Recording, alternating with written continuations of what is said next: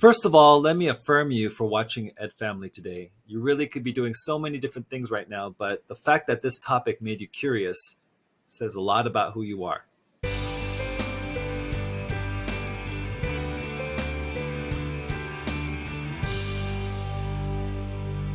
Have you ever worked for somebody who was constantly critical of you, where maybe you did 10 things right and you were never praised, but the one thing that you did wrong was highlighted?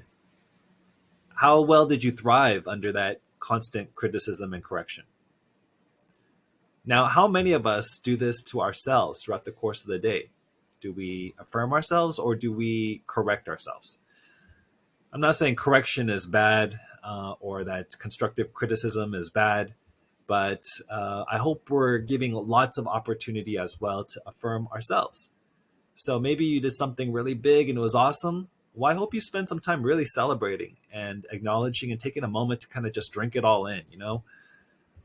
Or maybe it's something small that happened throughout the day. It doesn't even have to be a huge goal. It could be a very small goal. How do you affirm yourself and just give yourself a high five or give yourself compassion? Another opportunity is to affirm your students. During the pandemic, a colleague of mine shared, let's not just go through this, let's grow through this. And I think so many of us have grown in supporting the social and emotional health of our students. And when you have 30 kids in your class, this can be hard to do, but what a teacher can do is embed it as a part of their lesson. For example, in the closure, you might have a couple minutes where students affirm one another. And if it's a little embarrassing to share out whole group, maybe you begin with as pair shares, where students share with one another and affirm each other. And sometimes a sentence starter or a few sentence starters or a few options can help students to really develop this skill. I'm glad that's you. I admire you for. I like how you. Thank you for. I can tell you're trying really hard at. I like the way that. You're really good at. Way to go for. How many of you would want to receive an affirmation like that? I'm sure our students would as well. And sometimes we don't have the chance to give it to all 30 of our students individually for something specific. But if they share with their pairs or with their quads, if they're in teams, so much easier, right? And then with, of course, equity cards, you can pull out a couple just to highlight a whole group if that's something you wanted to do. Another step could be encouraging students to affirm one another.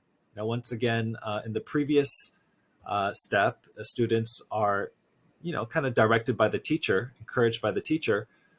In step 3, it's students taking the initiative to affirm each other, but it can still be a part of your lesson plan. For example, if students are working on modules or project-based learning, let's say they're creating Google Slides of a DBQ, document-based question, or scrapbook project, or digital children's book project, or a newspaper project, maybe at the end of that project, the last Google slide could be a affirmations page where they affirm one another on the good work that's happening.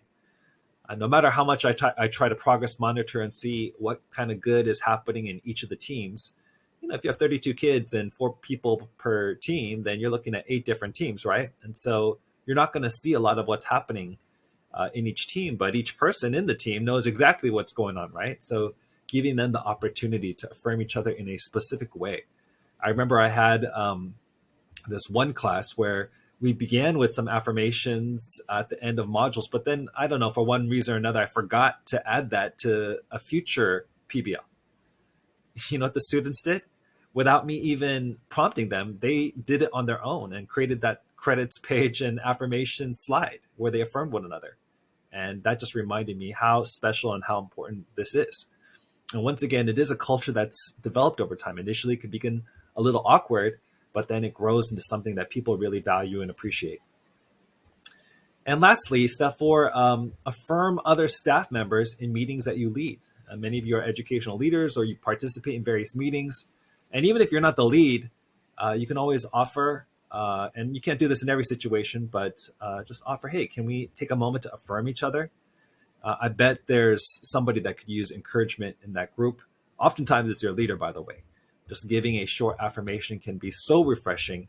There's that saying, in refreshing others, we ourselves are refreshed. So I encourage you to refresh others with an affirmation, and I think you'll find that you are refreshed a little bit more as well.